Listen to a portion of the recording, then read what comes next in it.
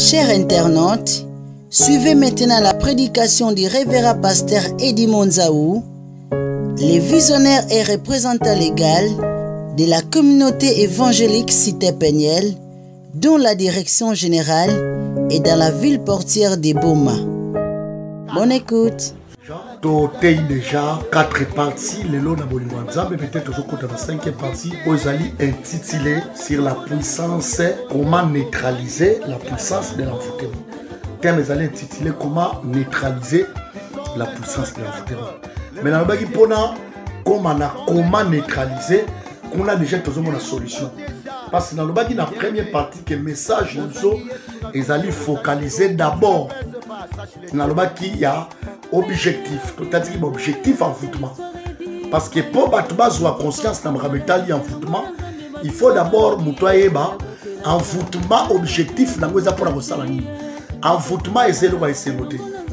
Envoûtement est pour détruire le destin batou et ça pour baby saba bénédiction ya batou paix envoûtement et zawana s'il faut bon comprendre ça pour dévier ba destin batou. Donc envoûtement diable a utilisé ça quand soki amoni mutu na oke musika et là comment malamu inge sale ngai il faut attirer un peu pour la baby ça parce que tant que comme banyaba tant que comme ce qu'on a ba effet na ba effet à envoûtement salarani na kotan sabino ma envoûtement salaka pour na epse bino enseigner ça tellement moula envoûtement salaka makambo ebele ya mabe yangwana yo mtuzola na mateo ya envoûtement faut que boya envoûtement parce que ba tebele ba kundama bazana sama bele ba kokai kokufa nokite mais loko sala ba kufa nokite ça dit envoûtement donc yangona loba kibo envoûtement ki koloba nini envoûtement ki koloba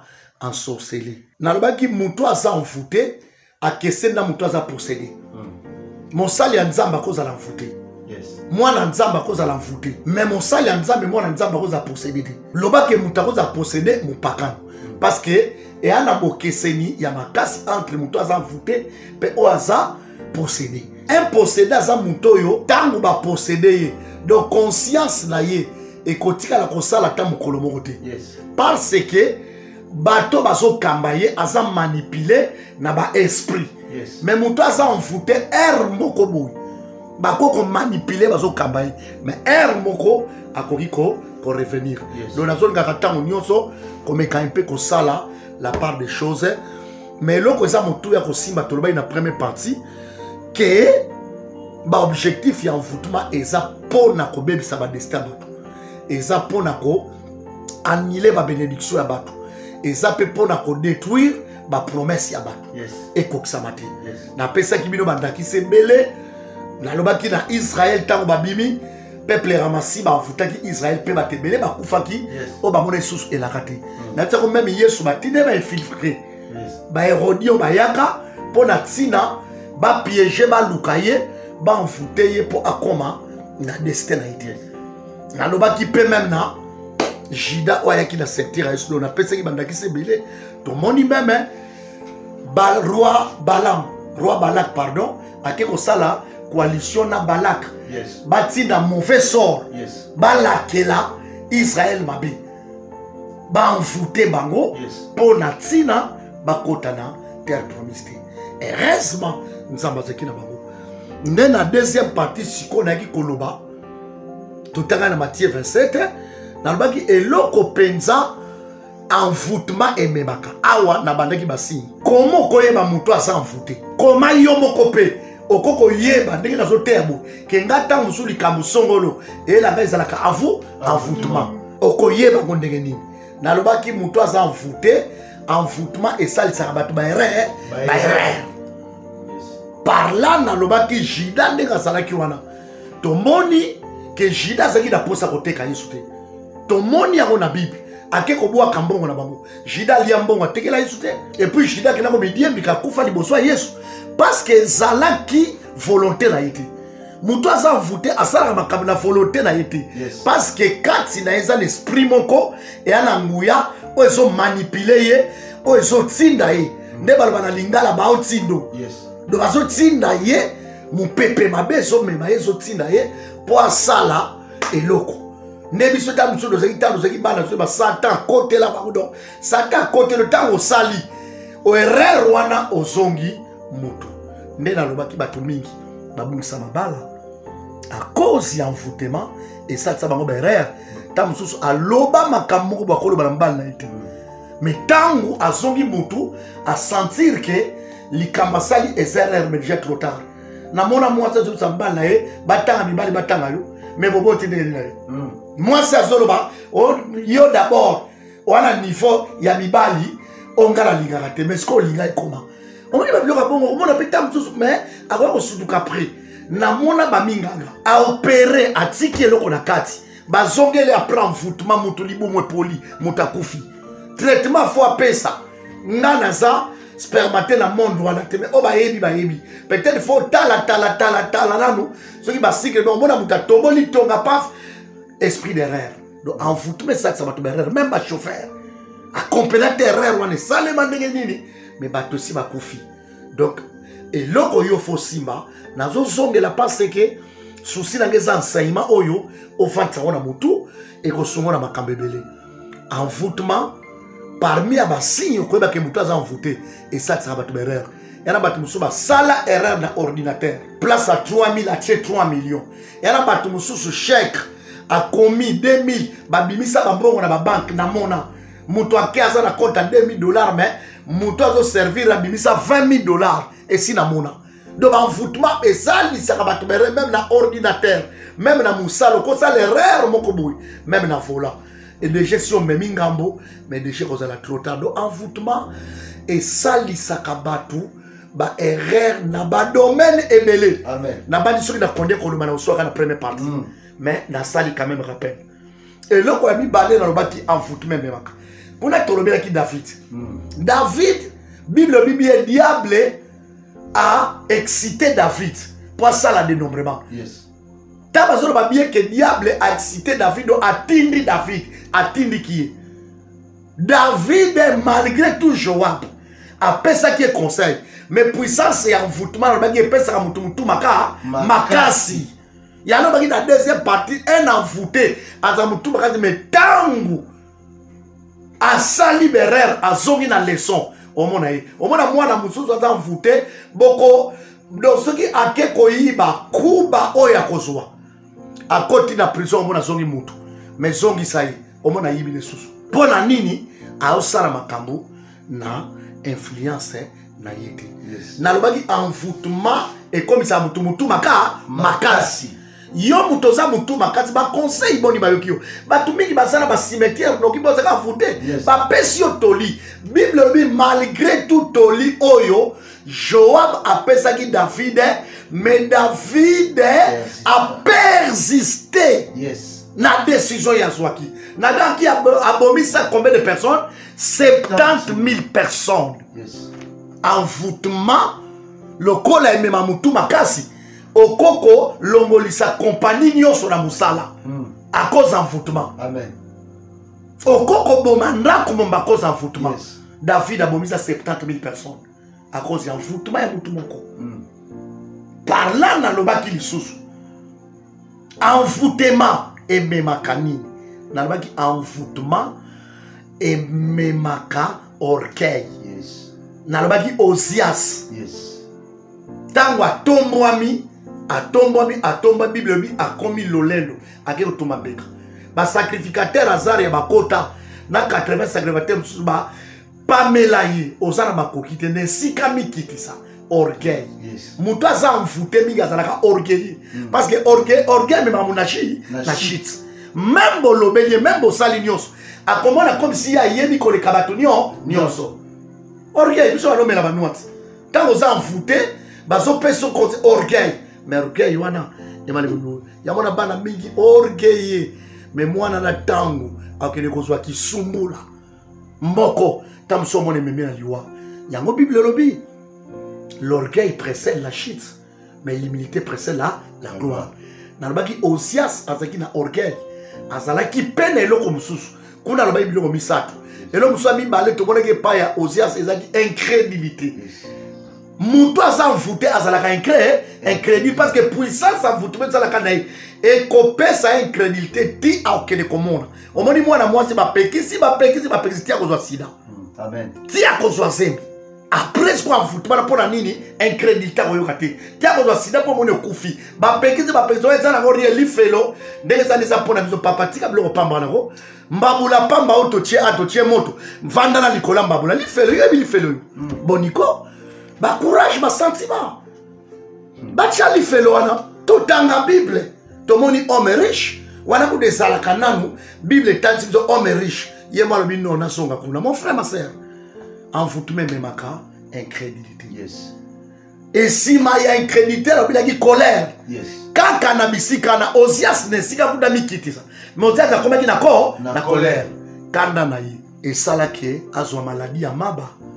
Akoma lebre pe yango pe e bomai pe na lobaki kanda muto ba mfuta ba kwa mfuta na colère o bimisi likamo di boso batu ya chef na yo o fingi supérieur na yo o sali likamo na chef na yo to na pasteur na yo to na mobali na yo mais okoya ko senga pardon trop tard mais déjà et causé yo olongwa musala oboma libala obomi déjà mutu à cause ya ko colère na lobaki mingi na bamsi nde bisika toyebaki kosuka et par la grâce de Dieu lelo tozokende lisusu na ba étape mususu wana siko na kosenga na 5e partie wana ndeko na biso espoir okosunga biso na Genèse chapitre 3.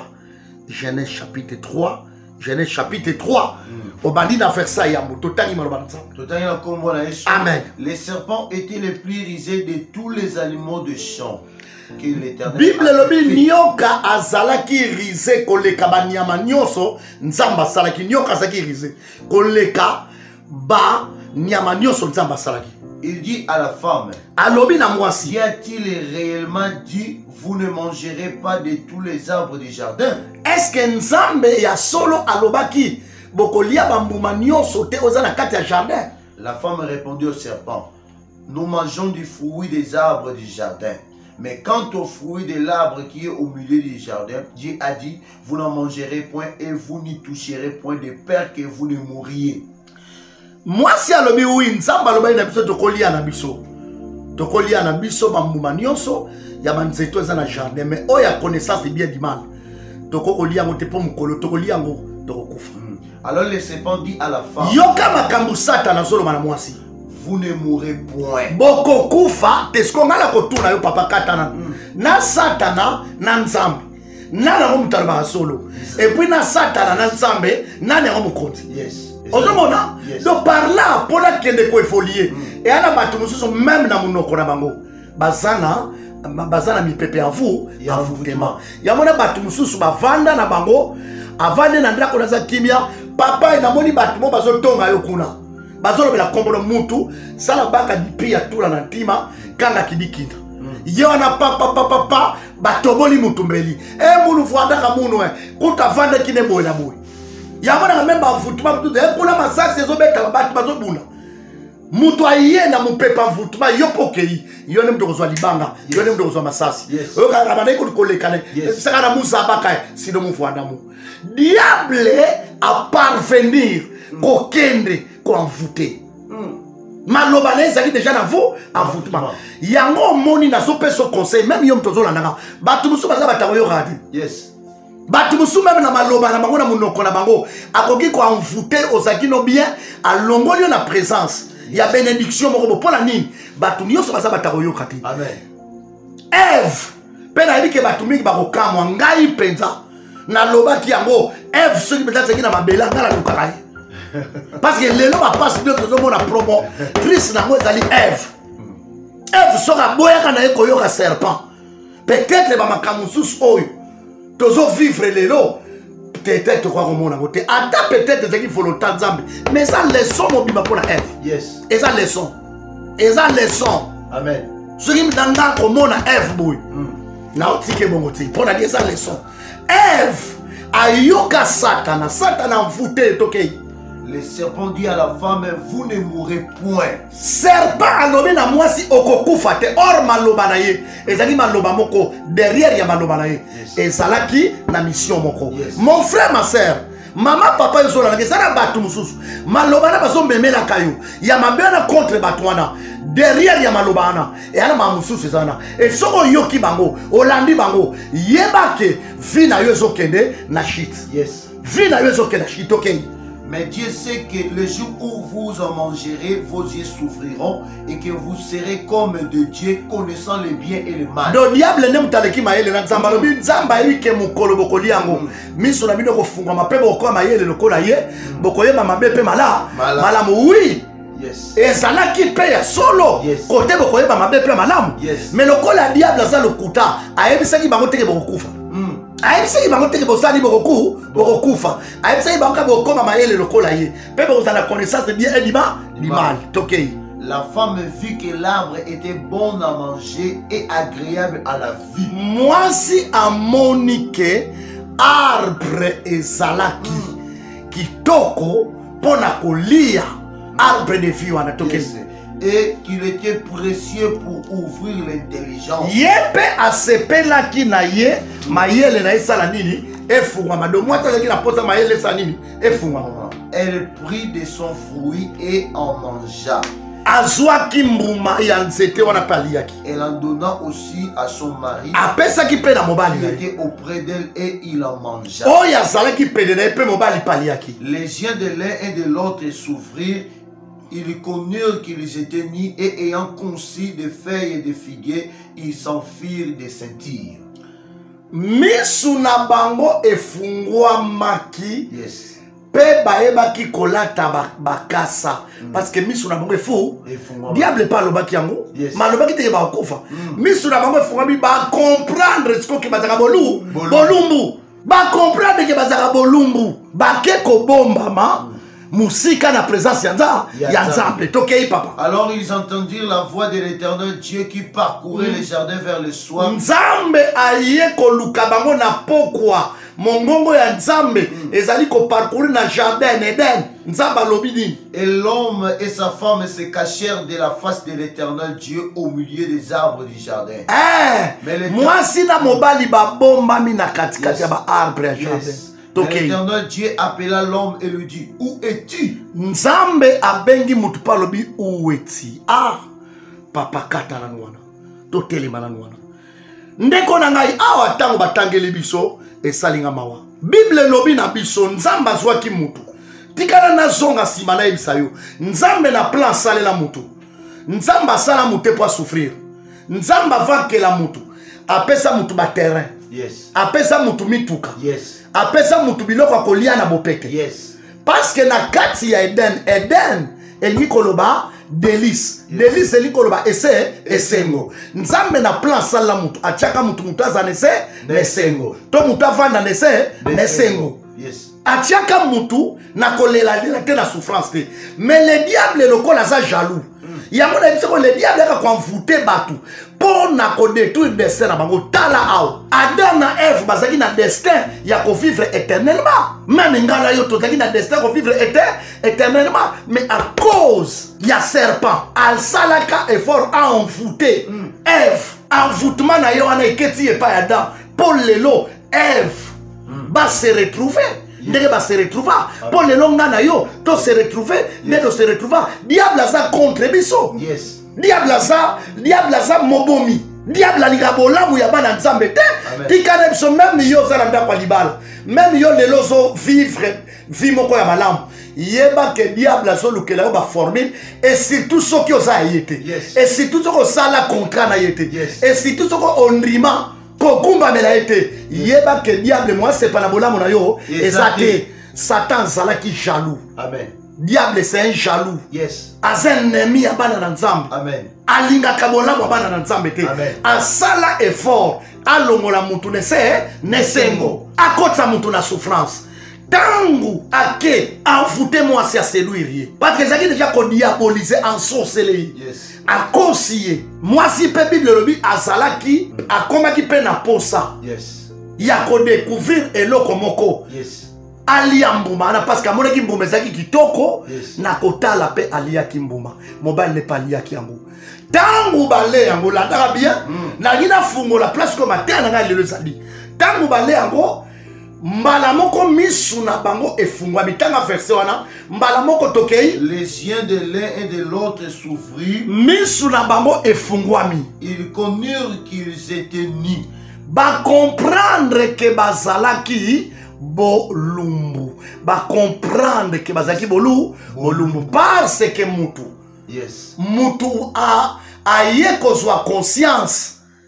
Aye kozwa conscience la ndanga bien après la chute. Yes. Mais avant la chute, moyen mutu azwa conscience azate. Yes. Donc avant la chute mutu azaki inconscient. Yes. Yango nazo yebisa mutu moko. Parce que soki mutu azaki conscient na komemo quelque part. Et loko mutu alikaki ayeba maloba nzambe. Yes. O nzamba lobaka mukolo yo kolia. Yes. Mbuma wana okokufa.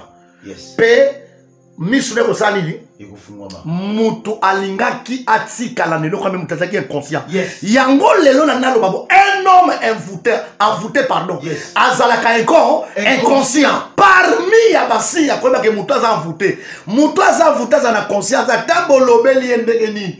Bo vandi se bo petit conseil kaka na butu wana kokeno yiba zongi sous prison. Yes. Mutu oyo azalaka envoûté za na conscience te ata ye asengi ba pardon. Barranger na mwasi na ye mais komone kaka lobi na tongo azongi sous c'est pas makangwana muto aza envoûté ata balimbisi na musala kana likamba salaki akende tuko sala parce que envoûtement et loko memaka eza inconscience envoûtement et memaka inconscience. Yes. Parmi ya basi mususu ya koyeba muto aza envoûté zala inconscience. Yes. ezala batebele bakota na cimetière wana. Pour la nini conscience. Comment expliquer papa? Na âge yo komi nango. Na mwa mbongo muke ozo 20 000, 30 000. Mais 30 000 wana oke ko silisango. Na ba makangu, na libanda, bana na yo, ba okende kelasi, mbongo atike zate na ndako no balambite. Ozongi pe yo na kutia masaka. Est-ce que conscience de ça là? Vous en foutez? Yes. Comment yo mwana mwasi, t'as la famille obimeli, t'as la pauvreté à famille. Yes. Tala ndenge baboko lelio. Yes. Mais lelo okomi wa mukolo koli. Moza na conscience te même mibali ozoli ga batali. Oyebi keza na batu mususu batali mobali ozobimane batali ne ozali mbala mo même ba jeune na quartier. Bango ba su décider ba bi mukolo to komona susu. Garçon wana na quartier na biso ne kosala nini to kobeta. Donc même ba jeune na quartier ba komi na niveau ba sambela na bango te. Mais batali na muto zobimana ye mbala moko bango ba lobi ke likambo ngo bazu yango a charge. Yes. Pour la nuit, c'est inconscient. Yes. Envoûtement est même inconscient. Amen. Nous sommes inconscient. Yes. Parce que Nzambe aloba. Conscience n'a pas besoin de comprendre. Conscience n'a pas besoin de comprendre. Yes. Moutou a la conscience. Et ça n'a pas à se comporter. Yes. Et dans cette vérité, ce qui conscience est au sale. Envoûtement. Yes. Et cause là, n'est sikate. Amen. Nakopesa bino mwa témoignage momoke. Ezalaka nzambe na ngai. Nakisasa tangu tozo sala mamba ba muziki oya ba mokili. Ezalaka na garçon moto bando yemba na ye. Garçon de bando yemba de wana eza na fille moko. Fille wana papa na bango azalaki dans les temps. Bazalaki ba condiminaire. Otali mwana mwasi botaza nango. Mais mwana mwasi na koma ina niveau akati ba kelasi. Alingi sou kelasi te aye ko vanda et pas massa na biso wana na mwa chambre tout muke bato ba ibandaka matete ba ibanda chambre mwa muke ezanga tina beauté otali beauté ko sakana te et comme ina kati ya groupe biso nyonso presque ndeto zaka 10 auti do yekaka azana mutu wana akomi na ndena so mona monso na kufa motali beauté wana donc mutu pamba te mutazo mérita ko pourquoi parce que tellement zala qui envoûté conscience moyen ça là ezate papa aux envoûté ko conscience de ça là te o commence la kindumba salte ndeko za dozo zwambongo mais conscience de ça là te o yebite que lobi ba opportunité zo zwa o ko zwa to za même pas na terrain oza même pas na lupango ndeko za mais tala ba fanti do ça pour la nuit aux envoûté un envoûté azala kana conscience te azala kana inconscient c'est vrai parmi ya basigne lelo nazolobela envoûtement memaka ezali kozanga kozala na conscience. Oui, mutu aza na conscience akotala non famille na biso non vie na nga naza na responsabilité belé nzoto ezaka moko nayebi te nzoto ozoki losakanaka papa mama elenge mwasi elenge mobali nzoto ozoki losakanaka nayebi te soki réserve mosusu ya nzoto wana ezali me soki nzoto yango yango kaka kokota na libala eya nzoto yokosakana bongo te eloko ezozango eza conscience ebele bakufa à cause ya conscience. Nazoe ba histoire moko eza na Bible. Ba memeli Yesu mwana mwasi moko asali adultère. Ta ba memeli Yesu mwana mwasi wana asalaki adultère. Yesu abale ko komanda abale ko komana ye. Bazaki na mabanga babi yolobi nini. Tango atali bango abi oyo yebi asala mabete abamba libanga. Bible bi accusé par leur conscience. Na jankuna accusé par leur conscience. Ba nini yango ebwakisa bango mabanga. Ezali conscience. Un avoutage na conscience ngala ebi masara biso mo mutuko na bango. Abali ko yiba bangulu. Mais mukolo mo afanda bi masara komi mukolo ba été. Parce que nazolo bana yo conscience ezelo komoko ekoki kotikisa mutu mabe pe ko bon sa vie ya mutu. Parce que di moi même ba pakano. Ezana ba paye musu azana molimo mo santé mazana conscience. Azoe ba keboye na kosala mais un avouté balongo la conscience na Adam, Ève. Soki bazalaki na conscience. Conscience ngeye bisabango. Nzamba lobaki na biso. Tomekate. Kolia mbuma ya nzete ya connaissance bien dit mal. Mokotolia ndo sali tokufa. Mais conscience ba ekozwa conscience après ba compagne que baza bolumbu trop tard. Erreur. Et si salemi. Yango na biso même na ba émission leki ezana opportunité mutu ezongaka te. Ezongaka te. Amen. Il fallait nzamba zong sabango limbisa bango. Alors bakendo ndebo sali boy na limbisi bino. Mais Bible lobi ange akenda kiko cha épée pour basimba arbre de vie. Bazwa ki sous opportunité te ya ko vivre éternellement. Conscience. C'est vrai. Conscience. Un envoûté ba bébé ça que conscience. Maman papa. Si on a la conscience, même maman, ma camosa lo sala mote, obimi na famille pauvre. Bazuyo oti dans les néants, les lots sambali wana sala ngelo côté. Bazo ça va photo akala. Si on a la conscience yo koko ba ko manquer mobali wana te parce que fi bozala boza ya pasi. On zonga place outa. Si on a la conscience ne yo ko sa kinduma na ndaka libala te. Bonjour ba kozwa yo. Peut-être yo ne mtoko bi sa famille na yo de balbana mai. Dans la famille bobimeli. Dans la réalité famille, mais conscience c'est ça la mon frère ma sœur. Na moi mbongo mukozo so wana salaire. Na moi ici kana batie wana yoko profiter te wana conscience te. Un envoûtage à la conscience te. Soki likambo si salemi après ensuite conscience mais comme il est déjà trop tard. Adam ensuite conscience a toza bolumbu to la taboy. Ba ke ko bomba pour ba comprendre ba salimbeba. Mais et comme tu déjà trop tard. Mon frère ma sœur papa, maman, peut-être que la souka keba sine comme trop tard. Keba sine comme trop tard. Et là on a zo senga lelo na lobby bien parce que na moni molo tant on a biso et bandi kokoka déjà un envoûté azalaka inconscient. Tant on va envoûté même conscience oyo mutu a résolver ça yango moni mama papa mama yo mtozora mobali no akomi envoûté moi si wana zo esi a laisser bilo envoûté bon papa normal a kosala bon de une semaine nanda ko bana ne bazolia te mais kuna bi place a mutu bazo ko pesa mbongo pas zo mona normal na age wana komi nango eza normalité aza envoûté envoûtement la bonne conscience. C'est vrai. Oui, envoûtement la conscience. Si on voit que Mouton a envoûté dans la conscience, on comprend que Mouton a la conscience parce que un responsable a un raisonnement moko. Il y a un responsable tellement conscience de sale. Avec il a la charge, la foute la randa kwa bak, na tang sarabana, na mouké moukazo soit. Conscience c'est comme ça, comme ça. Mais Mouton ici va envoûter. Le corps a la conscience de un irresponsable tout fait. Na cita zoli à 10 000, à Ozonga Nandra comme ça. Oh boniba, papa bana oye bana lo bataille bonga na salani. Nakeda oyiba. Inconscient. Envoûté. Irresponsable. Mais ça peut-être naïe pour la condamner. Mais na zo ebisa na ko pesa yo. Comment okoki ko s'en sortir? Mais eza basigne tant ozomona basigne wana même yemoko loke longi na nzambe na kopesa ba solution okomana koza voûté. Voilà lelo na 5e partie to komi na suka. Vous venez de suivre la prédication du révérend pasteur Eddie Monzaou, le visionnaire et représentant légal de la communauté évangélique Cité Peniel, dont la direction générale est dans la ville portière de Boma. Merci.